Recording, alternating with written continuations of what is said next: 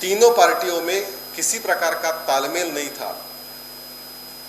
जो महाविकास आघाड़ी की गठबंधन की सरकार थी, कांग्रेस, राष्ट्रवादी और तब की शिवसेना, लेकिन केवल सत्ता के लिए ये तीनों पार्टियां एक साथ आई थी।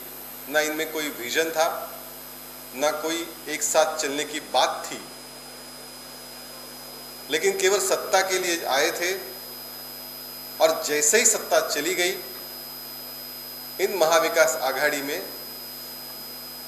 हमें भेद दिखने लगा है। हम ये मानते हैं कि महाविकास आघाड़ी, ये महाराष्ट्र जो विकास की तरफ आगे बढ़ रहा था,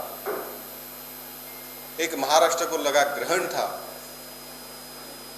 विधान परिषद के चुनाव अभी होने जा रहे हैं 5 जगह के। इस चुनाव में इनमें कोई समन्वय नहीं हो पाया। कांग्रेस की हालत तो इतनी बुरी है कि उनको अमरावती में कोई कैंडिडेट नहीं मिल रहा था।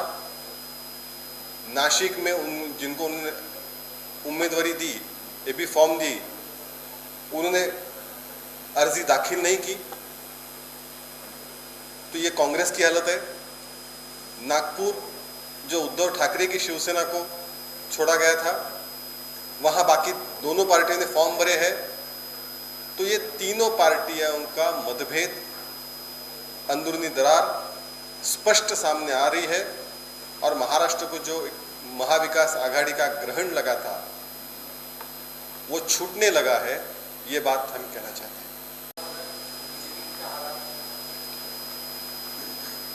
हम भारतीय जनता पार्टी हमेशा विकास की बात करते हैं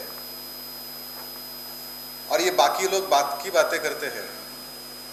2.5 साल में महाविकास आघाड़ी के दरमियान जो विकास ठप पड़ा हुआ था, आज ये विकास पूरी गति से आगे बढ़ रहा है। सारी योजनाएं आगे बढ़ रही है। तो स्वाभाविक है, हमारे पंतप्रधान जो हमेशा बात करते हैं सबका विकास, सबका साथ, सबका विकास, और जो विकास किया है वो लोगों तक पहुंचाना, ये अपनी जिम्मेदारी भी समझते हैं। अभी इनको ये जनता का विकास हो, ये महाविकास आघाड़ी के लिए कोई महत्व का मायना नहीं है। लेकिन हमारे लिए हम जो काम कर रहे हैं वो काम जनता तक लेके जाना, ये हमारी जिम्मेदारी हम मानते हैं। हमारे प्रधानमंत्री भी उसी प्रकार से बात रखते हैं। इसीलिए प्रधानमंत्री अगर आ रहे हैं तो मुझे लगता है कोई आपत्ति नहीं होनी चाहिए। इन बाकी महाविकास आघाड़ी के लोगों को जब 2.5 साल थे तो हमने देखा 100 करोड़ की खंडनी, वाजे, ये सारी चीज़ें होती थी।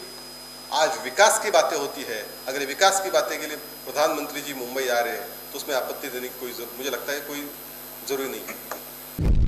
आप देख रहे हैं सक्षम न्यूज इंडिया, सबसे पहले सबसे तेज।